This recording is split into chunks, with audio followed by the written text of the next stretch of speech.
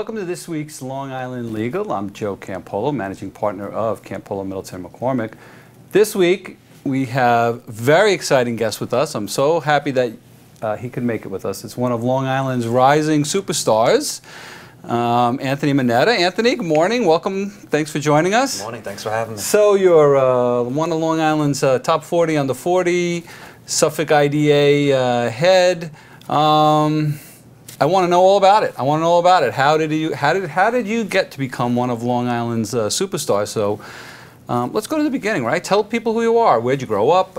You know, give us a little bit of a flavor for you. Yeah, I grew up in Lindenhurst and went to Lindenhurst High School. From there, was going to play football at Stony Brook University, but then ultimately decided to continue on a business track. I went to Dowling College, got my degree in accounting, and started down the path of looking to work for a large accounting firm and really go down finance and accounting, but ended up getting involved at an early age in politics and political campaigns, which was a wonderful experience. And from that, launched my own firm and focusing on public affairs and then corporate PR and marketing and government affairs work, and did that for over 10 years and built up a nice sized firm and was pretty successful at it. And then after running the firm, worked in finance and corporate restructuring, which really gave me an incredible skill set and learned a lot in terms of restructuring companies and what's needed to go into those efforts. And then when County Executive Balone got elected, he wanted to make revitalizing the Industrial Development Agency and economic development a very important piece of what he was looking to do. And then I got offered the position to come in and turn around the IDA, and it was a wonderful experience for 2 years. And we had a lot of successes there. Right, and now you have your own consulting firm again, right? So tell me a little bit about that. Yeah, so after 2 years at the IDA and turning it around, I felt that we had a lot of successes and we did a good job, and we really helped a lot of companies, over 50 companies across Long Island, to be able to retain and grow our workforce. So after 2 years, I decided, you know what? The agency and the county economic development is on the right trajectory, it's on the right path. I want to re-enter the private sector. And I launched my own firm called Standard Advisors Group that focuses on government affairs, economic development, and strategic planning. Right, so a whole lot of information there. I want to break it down a little bit. So tell us about the first campaign you worked on, right? That's an exciting point in someone's life. What was that all about? Yeah, so I was sitting at the accounting office and I was doing bank reconciliations, and I was always volunteering on campaigns, and I got a call and they said, hey, do you want to work on a campaign full time? And I said, yeah, I think so. That's a big change from just sitting behind a desk all day.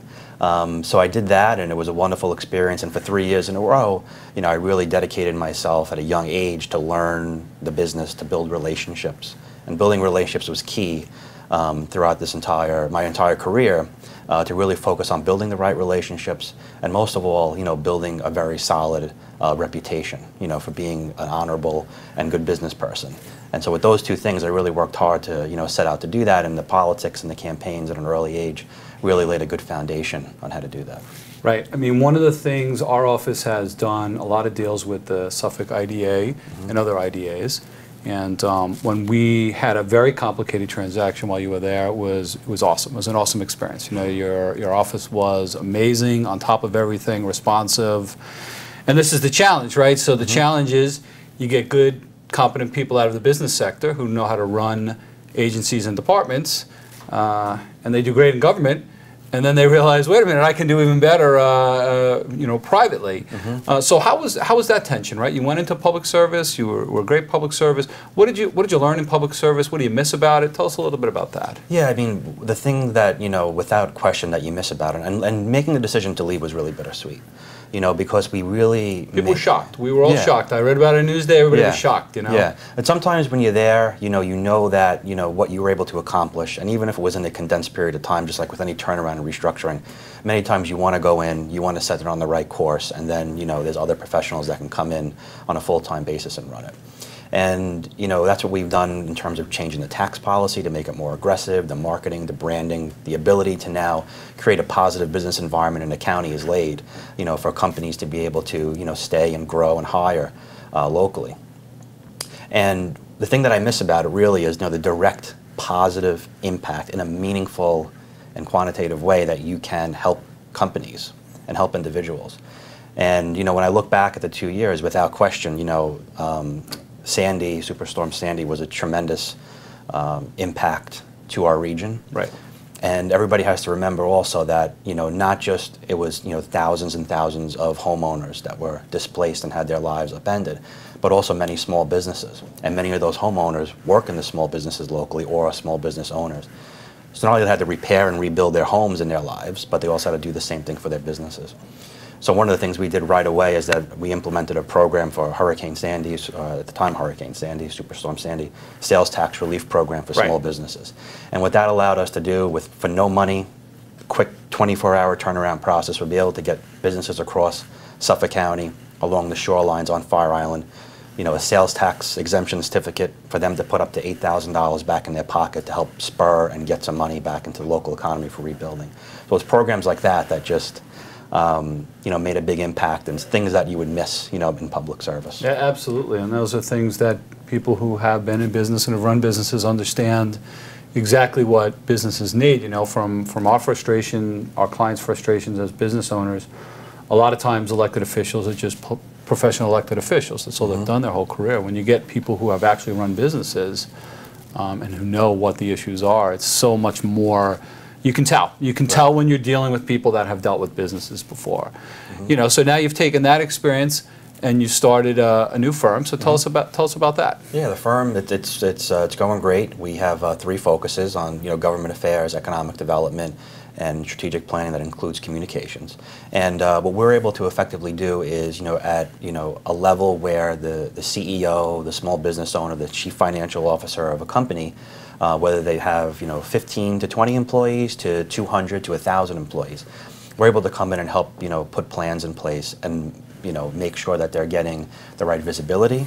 We could help look at their market share to potentially increase market share on the business development side, but also, and more importantly, is to make sure that they are maximizing all of the private-public partnership incentives that are out there, whether it be through local industrial development agencies, the Empire State Development Corporation, New York Power Authority, Labor Department training grants. There's a whole host of programs that are available, and now, on the private sector side, we're able to manage for the executive and for the company all those available programs and make sure the applications are proper and do that representation. Yeah, that's an amazing service. I mean, it's sometimes really embarrassing for me. I've been representing businesses on Long Island for 20 years. I have no idea of all of the different programs, that are out there, and they're very.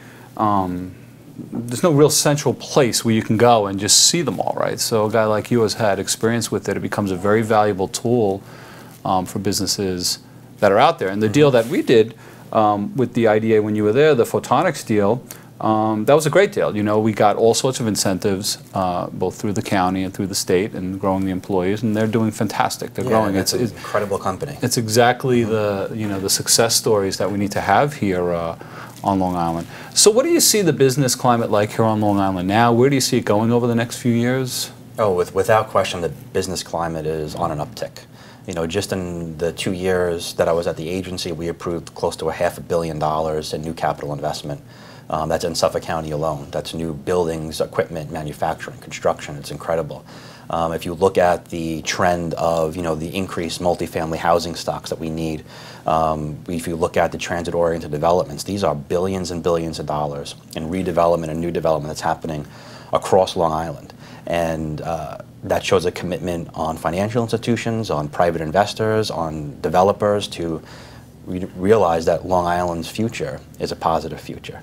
And we're seeing a lot of positive trends in that direction. Right. Now, through your consulting firm now, do you also assist companies, or can you also assist companies who perhaps are having some logjam or delays with different municipalities, different governmental agencies? Is that also a service that you guys can function? Yeah, absolutely. We can do government affairs work, and we were able to do is look at a project, come in and analyze it, and look at how we could properly position it with all the various stakeholders. Because as you know, development on Long Island is not just as simple as I'm going to go in and get a permit. There are a lot of different stakeholders that need to be paid attention to. And those stakeholders are not just the government elected officials, but community groups, the business community, in some cases organized labor, to make sure that the project is positioned properly before it might even get to a certain point. So planning ahead of time is always great, but if a project is kind of stuck in the mud and kind of just needs repositioning and rebranding, that's something we could certainly do and help companies with. Right. So what are the biggest challenges that Long Island faces, where we all sort of have to bond together, right? I mean, Long Island, for all of us, is the goose who's laying the golden egg, right? We have to take care of the goose so we can all stay healthy. What are some of the challenges that you see where we can all, the private partnerships between business and government need to really get stronger? Yeah, I mean, I think what we need to do is, I want to say first, I think there's a very positive aspect of the trend which you talked about earlier. Absolutely. Right, so you have now a broader understanding of the needs that our landscape has changed. Right, so in terms of where we were, in terms of the urban sprawl and the bedroom community, both for our young people now and for our baby boomers who are aging out of the large homes but want to stay on Long Island and want like a different type of lifestyle where they might have a condo or a nice apartment where they could walk to restaurants and the nightlife and that type of atmosphere. We're starting to see that trend really taking shape and shovels in the ground. So I think what we need to do better is potentially where there's positive projects, where it's helping the community, as more of a voice to come together and talk about the positive attributes of, say, a mixed-use development. Because I think when you start hearing more positivity from the people that want it and the interest groups that want it, I think that's only going to help, raise the bar and get projects approved and, be able to keep moving forward. Yeah, I agree with that. I mean, for years, this whole movement of the government getting involved with private development and investing in it, people think that's kind of weird, but government and private sector have been investing in each other since inception. I mean, we buy bonds, we buy, private investors buy this. There's no reason why government shouldn't be partnering with private industry to learn how to do things. But on the elected side, do you find that there's optimism and a movement towards embracing that, or do you find resistance? No, there's certainly a movement towards embracing it. Just if you look at some of our elected officials and the amount of effort and energy they've been putting into new transit-oriented developments around railroads, new forms of transportation with bus rapid transit. If you look at what County Executive Mangano is doing, County Executive Ballone, local mayors like Paul Pontieri, I mean, they've just really had the political will to say, this is the trend. We want to build innovation economies. We want to make sure our young people have not just a place to stay, but job opportunities. And we all know it starts with these types of developments. And they've run up against some tough political adversarial situations where their jobs were on the line. Yep. I mean, Patchogue's a perfect example of that, right? Wonderful Paul's done an amazing job there showing how revitalization, investment in the local businesses there can really turn it around. It's like night and day where Patchogue has gone. And that was critical because that's a showpiece. That's the, proof of concept, right? That look at this, there might have been some doubts early on. There might have been a lot of doubts early on. But now look at what we've built. Look at the waiting list, of people who are looking to get, a finite amount of units. Look at the restaurants. Look at the retail shops, small businesses that now, where there was a high vacancy rate in downtown Patchogue, now it's tough to get a storefront. And Mayor Pontieri has done a phenomenal job there. And that's proof of concept that when you come together, and they're doing the same types of things in the village of Farmingdale and the village of Port Jefferson. I mean, they really are looking to put these types of new developments. And Mayor Pontieri was just a great. Yeah, he should be a national. It should be a national model as to what he was able to do with Patchogue, and he's the nicest guy in the world too. And he was able to elbow his way through that. So it really is a great story. So folks want to get in touch with you. How can they get in touch with you?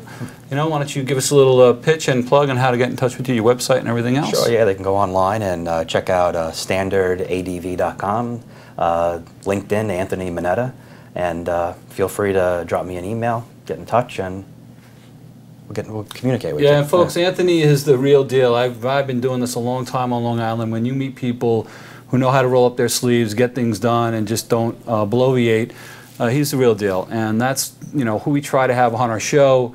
We want you folks to be a resource to all of our clients and to the Long Island community. So thanks for joining us this morning. I really appreciate it. Good luck out there. I'm sure we will be working together on mutual projects as it comes up. And again, folks, I strongly encourage any of you who want to learn more about what the resources are how you can partner better with the government, how you can get incentives to grow your business, how you can make your business more efficient, how you can get through municipal log jams with your development projects, to get in touch with Anthony. Thank you. Have a great week. Thank you.